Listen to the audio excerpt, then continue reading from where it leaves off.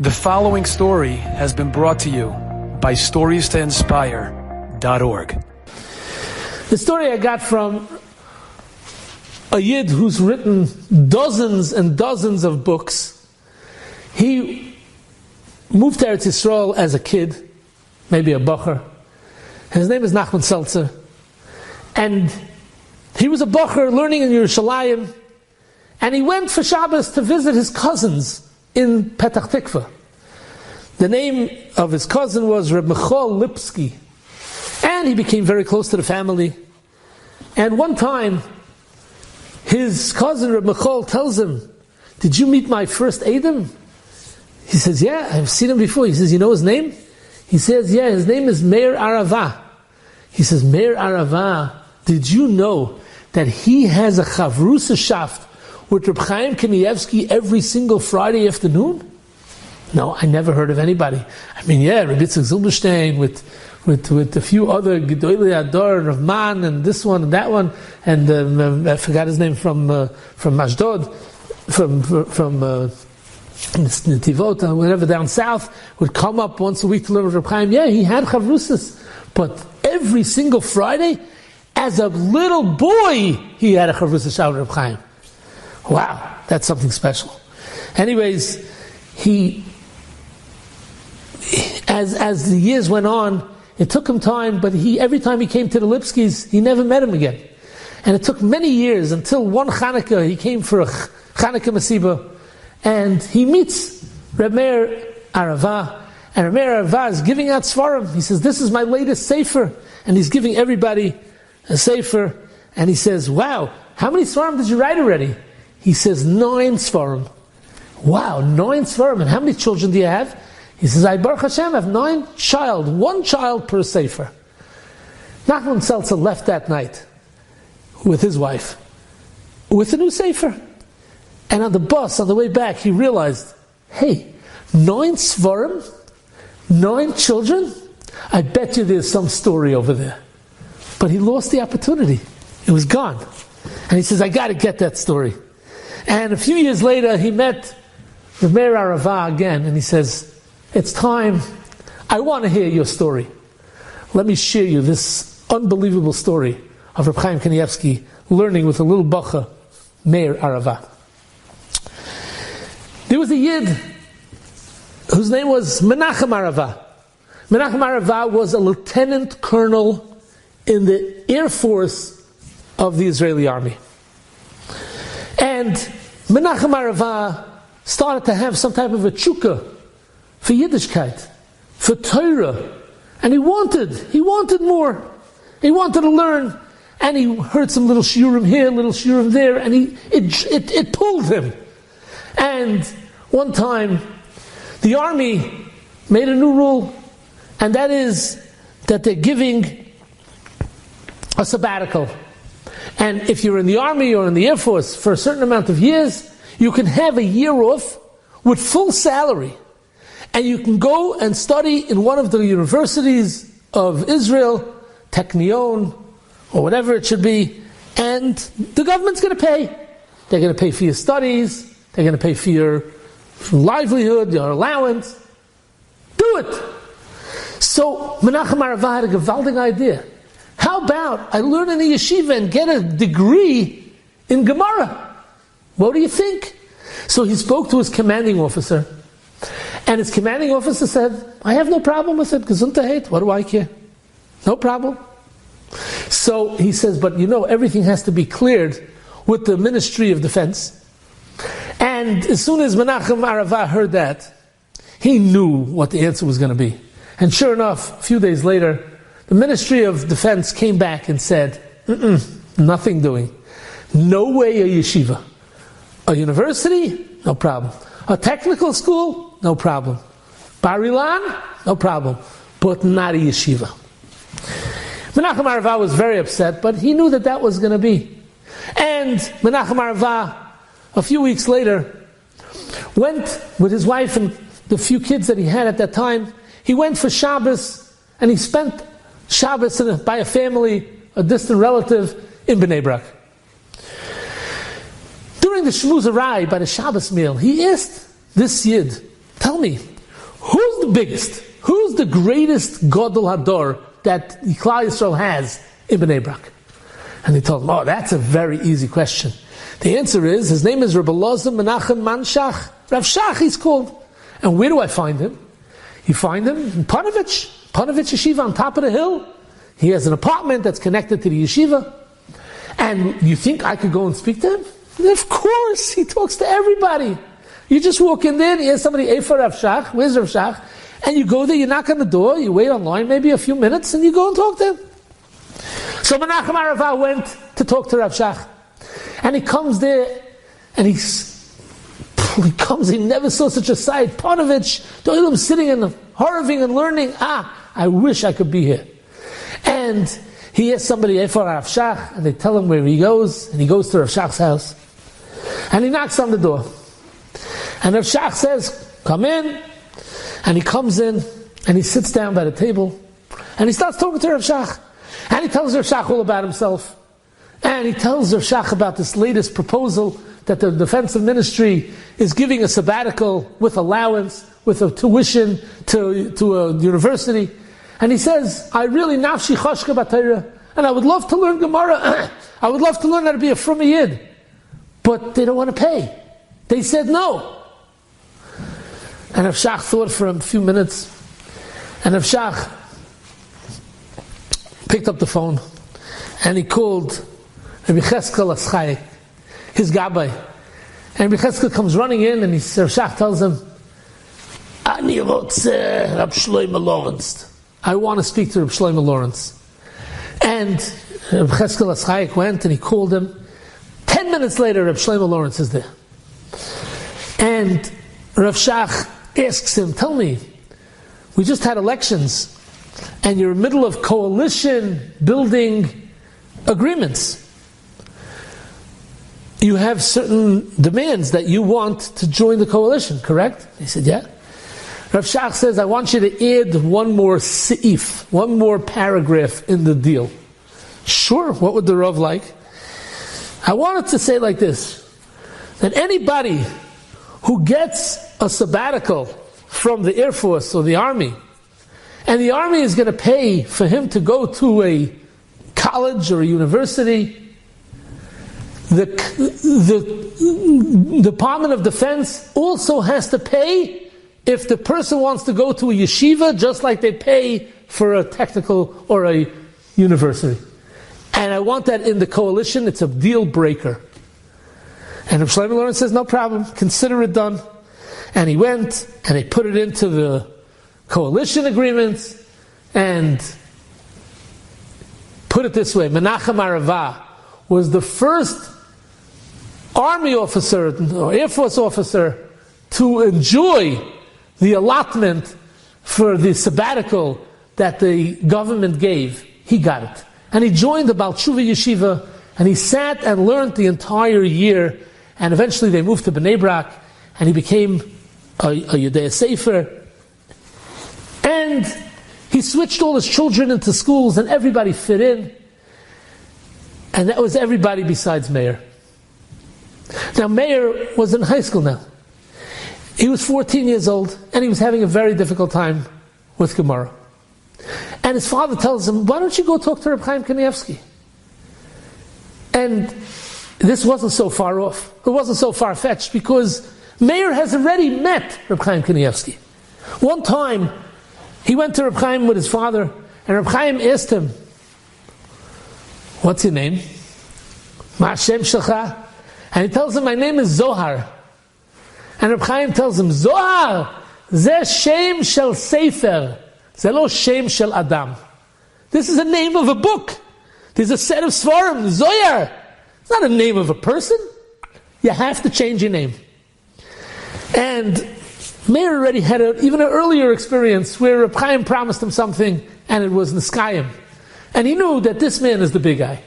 And he knew that if Reb Chaim promised him something, it happens when Reb Chaim tells you to change your name, you're changing your name. And Meir went and he changed his name, and he says, Reb Chaim, so what should I change it to? Reb Chaim says, Zohar means light, shine. Change your name to Meir. Meir is a Yiddish name. Meir is the name of a person. And Zohar was masking to change his name to Meir. And Reb Chaim gave him a bracha that he should steig. And eventually, now when he's 14 years old, he's going back to Reb Chaim. And his father tells him to go to Reb Chaim, and he tells his father, I can't go to Reb Chaim. What am I going to tell him? That I don't understand the Gemara? That I don't know what's flying in class? I can't do that. So the father said, so what are you going to do? You have a better idea? He says, yeah, I'm going to write Reb Chaim a letter. So he sat right down right away, and he wrote Reb Chaim a letter. And he explained Reb Chaim what his problem is, and he's not understanding the Gemara. And Reb Chaim tells him, Reb Chaim writes back on that paper. He writes back it's a tshuva. And Meir gets back the letter, and he doesn't understand what Reb Chaim's talking about. And his father says, you see, you got to go talk to Reb Chaim. And Meir went Friday afternoon, and he went to visit Reb Chaim Kanievsky. And he was a smart boy. You know what he did? He took along his Gemara, Bava Metzia. And he comes to Reb Chaim, and he starts crying. And he's telling Reb Chaim what a hard time he's having learning. He doesn't understand the Gemara. And after all the crying and wailing and getting his story out, he tells Reb Chaim, maybe the Rebbe could learn with me for a little bit and explain me the Gemara. Reb Chaim tells him, listen here, I don't know if you know this, I'm a very, very busy person.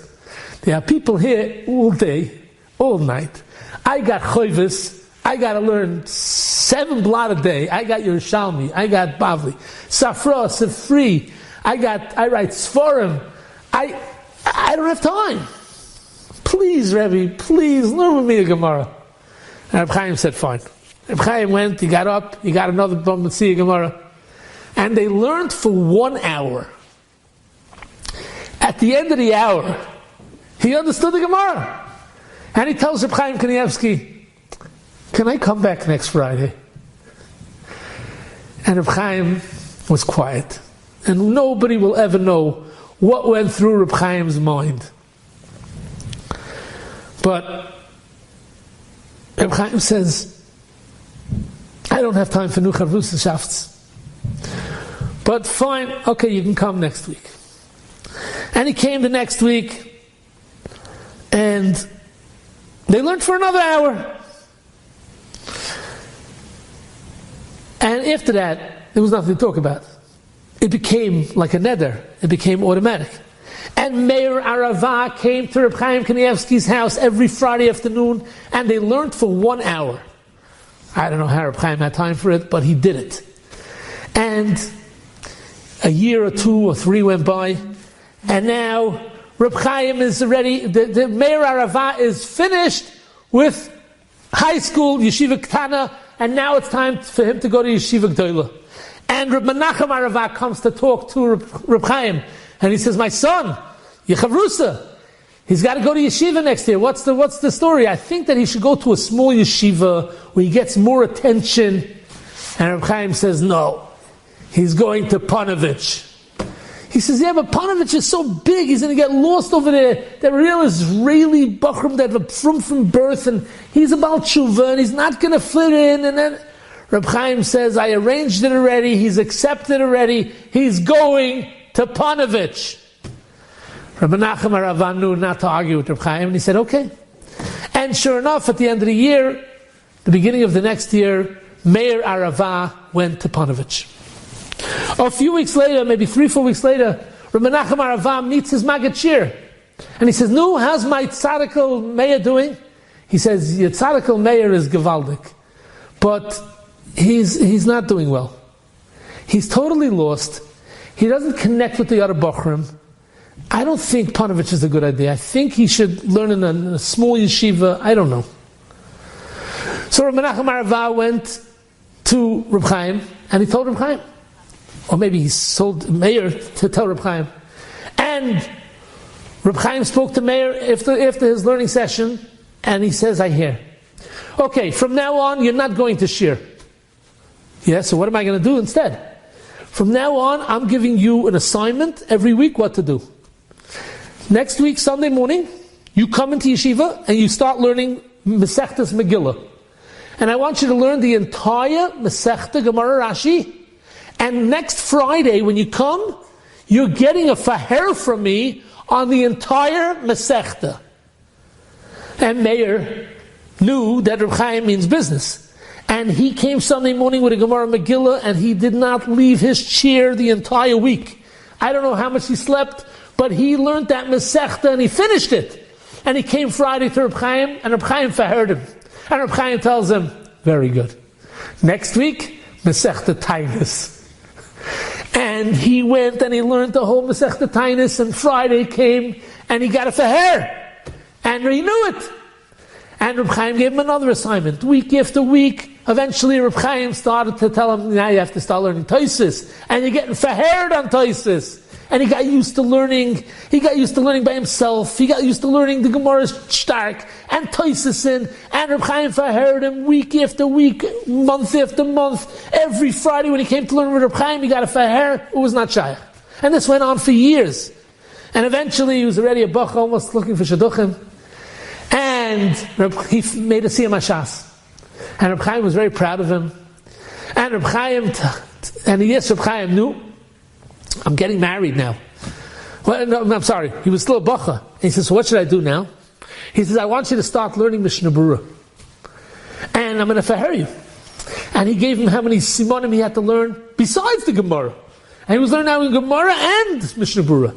And he was getting more and more learning Gemara and halacha and back and forth. And then he's getting married.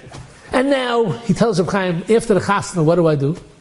Reb Chaim tells him, now I want you to write a sefer. He says, a sefer? I should write a sefer? Yeah, you should write a sefer. On what? On Mishnah Berurah. What should I write on Mishnah Berurah? He says, you know, Mishnah Berurah has a lot of shittas. And he paskins like one of them.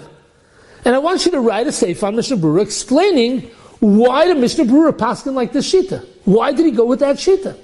And that's what you should do. Meir thought otherwise and didn't listen to Reb Chaim. He did not put out the sefer. He didn't write the sefer. He continued his regular regimen, but he did not write the sefer. And Reb Chaim swallowed and didn't say anything. At the end of the year, Shana Rishona was over. And Meir is making a cheshbon hanefesh. And he notices that he's noticed before, but came to a realization. All his buddies that got married a year ago, they were either making a bris or a kiddush, or they were waiting for a simcha. And nothing was doing with him or his wife. And he came to Reb Chaim at the end of the year, and he says, Rebbe, I want children. Nothing's going on. So Reb Chaim told him, I told you what to do already. He says, what? The Rebbe told me what to do? What did you tell me to do? I told you. You want children? Write a sefer. There was no arguing now. Meir sat down and started to write a sefer. And when he finished the first volume, he called it Meir Oiz. Meir for Meir. And the Vav was for his original name, not Arava, but when they lived in Poland, what the name was, whatever it was. And the Zayin was for Zohar, his original name. And interesting thing happened. Every time he finished the sefer, he had another child. And Reb Chaim, who saw the neshama of Meir Arava, saw a potential that this boy is going to write Sfarim on the Mishnah Berurah, and this is going to be his kinyan, and this is how he's going to have children. And that's the story of the 14-year-old bacha who became Reb Chaim Kanievsky's chavrusa. And Rabbi say, what would have happened if he wouldn't have gone to Reb Chaim Kanievsky? What would have happened if he would have gone to a different Rav that didn't have the Ruach HaKodesh of Reb Chaim? What would have happened to his Limud HaTorah if he would have gone to a small yeshiva? There's so many what-ifs. But one thing we could learn from this story, and that is that when somebody is in pain, when someone's in trouble, you have to help them. Reb Chaim Kanievsky, we all know, did not have the time to learn with this bacha. And Reb Chaim could have told him, listen here, you want to come here once in a while and schmooze and learning, you want to come here for a bracha, my door is always open for you. But I don't have time to learn with Chavrusa. But Reb Chaim saw the potential of the Bacha, and Reb Chaim knew he has to help him. And Reb Chaim opened his heart and his time. And I'd say Reb Moshe Feinstein always said that just like a person is mechuyev to give Maisek Sofim, 10% of his money, he's also mechuyev to give 10% of his time for other people. And I tell Bachrim in Yeshiva all the time, learn with a Bacha that's shvacher than you. Meiser, give away some of your time. You'll explain the Gemara, you're going to become better from it. You're going to steig from it. But also, you're helping another Yid in Saras. You're giving Meiser. This is what Hashem wants. He only wants us to do for ourselves. He wants us to help others. And if we continue, and we go in this gewaldige Mahalach, we'll take a bizoiche, that Reb Chaim should come to God, to get back to Mashiach Tzidkenu, Tchias HaMeisim, B'mheira, B'yameinu, Amen, Good Shabbos. You've just experienced. Enjoyed this story? Come again. Bring a friend. StoriesToInspire.org